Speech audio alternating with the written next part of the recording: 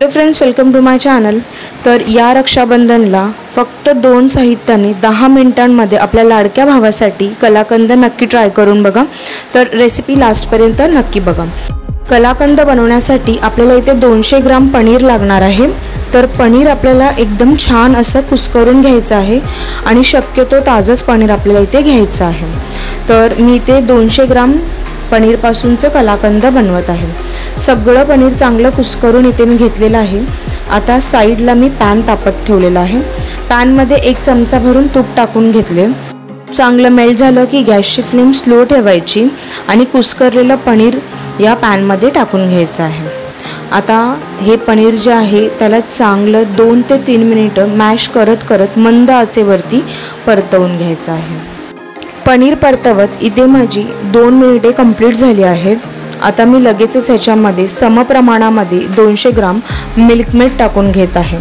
तर जर का तुम्ही इथे 400 ग्राम पनीर घेतलं असेल तर तुम्हाला 400 ग्राम मिल्क मेड घ्यायचं आहे। जर 200 ग्राम तुम्ही इथे पनीर घेतलं आहे तर 200 ग्राम, म्हणजे जेवढं पनीर घ्याल तेवढ्या सेम रेशोमध्ये तुम्हाला मिल्क मेड कंडेन्स मिल्क हे घ्यायचं आहे। पनीर मिल्क मेडमध्ये चांगलं मी मिक्स करून घेतलं।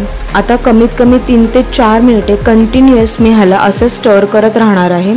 शक्य होईल तर इथे तुम्हाला जाडबुडाचा पॅन किंवा जाडबुडाची कढईच वापरायची आहे। 3 मिनिटे कंप्लीट झाली की मी ह्याच्यामध्ये 1 चमचा भरून वेलची पावडर टाकून घेतलेली आहे। वेलची पावडर इथे टोटली ऑप्शनल आहे, टाकायची तर टाकू शकता, अदरवाईज स्किप केली तरी हरकत नाही, पण टाकली तर चांगलाच फ्लेवर येतो।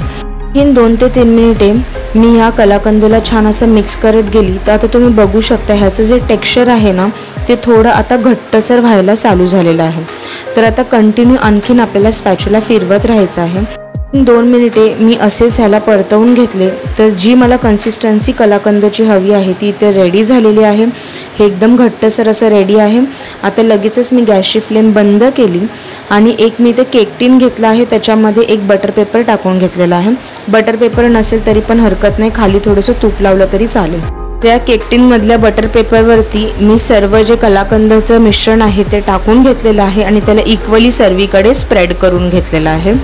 तर आता हा टीन थोडा मोठा झालेला आहे आणि माझं जे सारण आहे ते खूप थोडंसंच आहे, तरी पण चालेल, ते झालं व्यवस्थित सेट। आता ह्याच्यावरती मी थोडासा पिस्ता टाकून घेतला।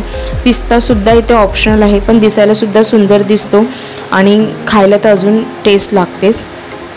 कलाकंदला सेट होण्यासाठी मी बाहेरच ठेवले, त्याच्यानंतर 10 ते 15 मिनिटासाठी ह्याला फ्रीजरमध्ये ठेवले, म्हणजेच हे सेट होईल व्यवस्थित आणि मग त्याच्यानंतर मी ह्याचे पीसेस कट केलेले आहे। तर आता तुम्ही बघू शकता चाकूच्या मदतीने मी ह्याचे स्क्वेअरमध्ये पीसेस कट करत आहे।